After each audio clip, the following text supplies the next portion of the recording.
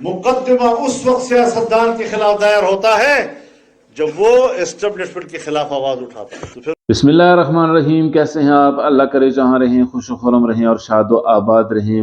وطن عزیز جس میں الیکشن کے بعد یہ امید کی جا رہی تھی کہ کہیں استحکام آئے گا اور عوام خوشحال ہوگی، لیکن وہاں پر ایک ایسا الیکشن ہوا کہ جس پر ہر ایک کو اعتراض ہے. بالخصوص پی ٹی آئی اور مولانا فضل الرحمان صاحب کا شدت کے ساتھ اس کے اوپر اختلاف ہے. پی ٹی آئی نے فارم 45 کے حوالے سے سوالات اٹھائے اور پھر الیکشن کمیشن نے جو اب اپنی ویب سائٹ پہ فارم 45 اپلوڈ کیے یا ڈالے ہیں، اس کے بعد تو یہ تنازع اور بھی گہرا ہوتا ہوا نظر آ رہا ہے. پل ڈاٹ نے بھی اپنی ایک رپورٹ اس پر جاری کی ہے، اس کی تفصیل آپ سے ذکر کرتے ہیں. اور پھر یہ کہ مولانا فضل الرحمان صاحب نے بھی آج وکلاء کنونشن سے لاہور میں خطاب کرتے ہوئے اپنی تحریک کو آگے بڑھانے اور اپنے اس عزم کا اعادہ کیا کہ وہ کسی بھی طرح سے ان الیکشن کے نتائج کو تسلیم کرنے کے لیے تیار نہیں ہیں. اس کی تفصیل آپ کے سامنے ذکر کرتے ہیں. لیکن پل ڈاٹ نے عام انتخابات کی شفافیت پر سوالات اٹھا دیے ہیں. اب عام انتخابات سے پہلے جو حالات بنائے گئے اور جس طرح پی ٹی آئی کو دیوار کے ساتھ لگانے کی کوشش کی گئی، اور یہ بھی ایک معمہ ہی رہے گا کہ پی ٹی آئی نے 9 مئی کے واقعات میں ملوث لوگ اور جو پی ٹی آئی کی قیادت تھی وہ اس میں ملوث تھی، اور اس وجہ سے ریاست حرکت میں تھی، اور وہ لوگ کہ جو 9 مئی کے واقعات میں ملوث تھے ان کو دیوار کے ساتھ لگانے، قانون کے کٹہرے میں لانے کی کوشش کی جا رہی تھی. جیسا کہ کور کمانڈر کانفرنس میں بھی اس عزم کا اعادہ کیا گیا کہ ہم کسی بھی صورت میں ان باغیوں کے حوالے سے کوئی رعایت نہیں رکھی جائے گی. بہرحال اس حوالے سے ایک ہمدردی کا ووٹ عمران خان صاحب کی طرف گیا، پی ٹی آئی کی طرف گیا، اور پی ٹی آئی نے ایک مارجن کے ساتھ جیتنے کی طرف وہ جا رہے تھے. پی ٹی آئی کا اپنا کلیم تو 180 سیٹوں کا ہے. بہرحال فارم 45 کے حوالے سے ان کے اتنا اعتراضات تھے. اب جبکہ فارم 45 جو الیکشن کمیشن نے اپلوڈ کیے ہیں ان کے اندر بھی دیکھا جا سکتا ہے کہ بہت بڑے پیمانے پر رد و بدل کر کے الیکشن نتائج کو تبدیل کیا گیا ہے. اس حوالے سے 2024 کے الیکشن کی رپورٹ پل ڈاٹ نے شائع کی ہے، اور اس میں انہوں نے کہا ہے کہ منصفانہ سکور سب سے کم ریکارڈ کیا گیا ہے اس الیکشن میں، اور یہ کہ نگران حکومتوں کے مینڈیٹ کو بھی انہوں نے مشکوک قرار دیا ہے، اور نگران حکومتوں کی جانب سے غیر جانبداری کا فقدان رہا ہے ان الیکشن میں.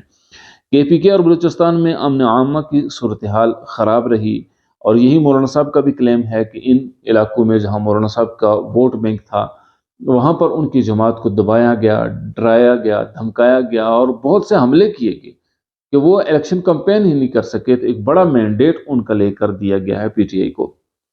یہاں بہت سے مبصرین کا یہ بھی کہنا ہے کہ پی ٹی آئی کی جیت کے پیچھے ٹی ٹی پی کا بڑا کردار ہے، اور ٹی ٹی پی کے اثر و رسوخ کی وجہ سے کے پی کے میں پی ٹی آئی نے کلین سویپ کیا ہے.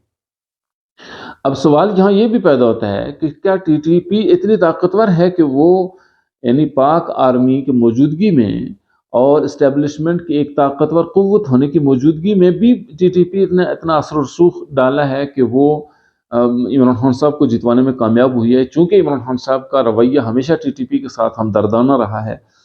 اس حوالے سے مختلف مبصرین کی رائے یہ ہے کہ ٹی ٹی پی نے اگرچہ باقاعدہ کارروائیاں کم کی ہیں، اور جو کی ہیں وہ بھی جے یو آئی کے اوپر کی ہیں، اور عمران خان صاحب کو کے پی کے میں بالخصوص اور بلوچستان میں صرف مولانا فضل الرحمان صاحب سے مزاحمت کا سامنا تھا، جو کہ ان کے مختلف جلسوں میں حملے کر کے ان کی جماعت کو محدود کرنے کی کوشش کی گئی.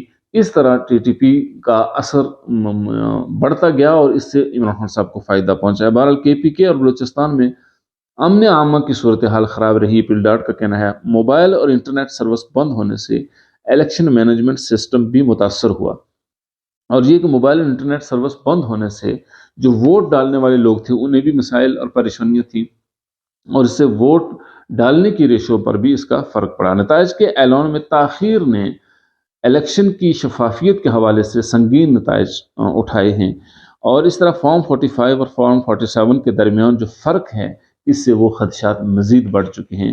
الیکشن نتائج کے حوالے سے بنیادی طور پر الیکشن اس لیے ہوتے ہیں کہ عوام کی رائے جانی جا سکے.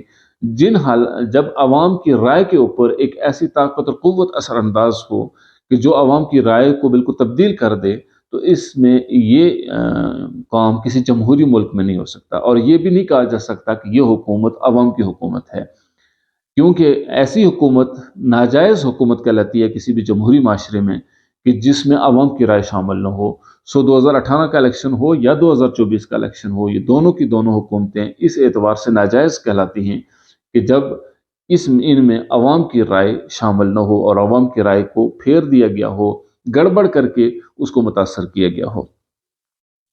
ادھر مولانا فضل الرحمان صاحب نے لاہور میں وکلا کنونشن سے خطاب کرتے ہوئے بڑے دبنگ قسم کی تقریر کی، بڑے انہوں نے واشگاف الفاظ میں اسٹیبلشمنٹ کے اوپر تنقید کی اور ان طاقتوں پر کہ جو الیکشن کے نتائج پر اثر انداز ہوتے ہیں، اور اس میں انہوں نے کہا کہ مقدمہ کسی بھی سیاستدان کے خلاف اس وقت درج ہوتا ہے جب وہ اسٹیبلشمنٹ کے خلاف ہوتا ہے۔ بھٹو کی اسی سپریم کورٹ نے پھانسی دی اور آج آپ کی عدالت عظمیٰ کہتی ہے کہ ٹرائل صحیح نہیں ہوا۔ اب اس عدلیہ کے فیصلوں کے لیے ہم منتظر رہیں گے کہ ہمیں عدل و انصاف ملے گا۔ مقدمہ اس وقت سیاستدان کے خلاف دائر ہوتا ہے جب وہ اسٹیبلشمنٹ کے خلاف آواز اٹھاتا ہے، تو پھر محمود خان کے گھر پہ بھی چھاپے لگیں گے، ان کے بیٹے کے خلاف بھی FIR ہوگا۔ میں مذمت کرتا ہوں ایسے اقدامات کی۔ جب کسی کو اقتدار میں لانا ہو تو 100 مقدمات ایک ہفتے میں ختم، اور جس کو اقتدار سے نکالنا ہو تو ایک ہفتے میں 100 مقدمات۔ کہ یہ ملک جمہوری ہے، یہاں پر آمریت کی کوئی گنجائش نہیں، مارشل لا کی کوئی گنجائش نہیں ہے۔ آج بھی میں یہی سوال کر رہا ہوں پاکستان مسلم لیگ سے بھی اور پاکستان پیپلز پارٹی سے بھی، کہ جو آپ کا مینڈیٹ 2018 میں تھا تقریباً کچھ اوپر نیچے، آج بھی وہی ہے۔ آپ کی اسی مینڈیٹ کے ساتھ اس وقت کا الیکشن کیوں دھاندلی تھا اور آج کا الیکشن کیوں دھاندلی نہیں ہے؟ اور یہی سوال میں تحریک انصاف سے بھی کرتا ہوں، اس وقت دھاندلی کیوں نہیں تھی اور آج دھاندلی کیوں؟ اور جب اسٹیبلشمنٹ کسی کو چاہتی ہے کہ اس کو اقتدار دلانا ہے تو ہفتے کے اندر 100 مقدمات اس کے ختم ہو جاتے ہیں، اور جب کسی کے لیے یہ فیصلہ کرنا ہے کہ اس کو ہم نے فارغ کرنا ہے تو اس کے اوپر ہفتے کے اندر 100 مقدمات درج کر دیے جاتے ہیں۔ سو اس سب اعتبار سے مولانا فضل الرحمان صاحب اسی یعنی اپنے عزم پر قائم ہیں کہ وہ اس کے بعد، اور دوسری جگہ انہوں نے گفتگو کرتے ہوئے یہ بھی کہا کہ ہم رمضان کے بعد اس حوالے سے بھرپور کمپین چلائیں گے۔ سو ایسے حالات میں کہ جب PTI بھی احتجاج کی طرف جاری ہوگی، جب مولانا فضل الرحمان صاحب جیسی ایک طاقتور جماعت جس کی اسٹریٹ پاور موجود ہے، جن کے لوگ موجود ہیں، ایسے میں یہ حکومت کتنا کام کر سکے گی کہ جس سے عوام کو ریلیف مل سکے۔ ایک طرف اگر دیکھا جائے الیکشن نتائج کے حوالے سے اگر یہ جماعتیں احتجاج نہیں کرتی تو گویا کہ ایک ناجائز حکومت کو تسلیم کرنے کی بات ہے، اور اسی طرح پھر الیکشن میں یہ ہمیشہ یہی کام دہرایا جاتا رہے گا۔ اگرچہ فوج اور اسٹیبلشمنٹ کا یہ کہنا ہے، کور کمانڈر کانفرنس کے اعلامیے میں انہوں نے کہا ہے کہ فوج کا کام صرف سیکیورٹی مہیا کرنا تھا، اور اس کے علاوہ فوج کسی بھی جگہ اثر انداز نہیں ہوئی ہے۔ کاش کہ ایسا ہی ہو اور یہ تأثر معاشرے میں بلڈ ہو جائے کہ فوج اس طرح کی مداخلت نہیں کرتی۔ فوج وہ ادارہ ہے کہ جس کے ساتھ قائم رہنے سے ہی ملک قائم رہ سکتا ہے۔ سو ضرورت اس چیز کی ہے کہ دونوں اطراف کے لوگ اور سیاستدان اس بات کو سمجھ کر کہ ملک کس طرح بہتر ہو سکتا ہے، اسی پر عمل کریں کہ جو آئین نے ان کو طریقہ دیا ہے۔ جب آئین سے باہر نکلنے کی کوشش کرے گا سیاستدان ہو یا اسٹیبلشمنٹ ہو، دونوں اگر اپنے دائرے سے باہر نکلیں گے تو پھر اس سے عوام کا نقصان ہوتا ہے۔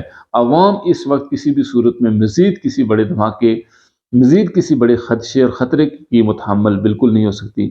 اس وقت جو مہنگائی ہے، جو طوفان ہے، وہ کسی بھی طور پر ایسا نہیں ہے کہ اس میں مزید اضافہ کر کے عوام کی زندگیوں کو اجیرن کیا جا سکے۔ ہماری ویڈیو کیسی رہی؟ اگر آپ کو پسند آئے تو اسے لائک اور شیئر ضرور کیجیے۔ السلام علیکم ورحمۃ اللہ وبرکاتہ۔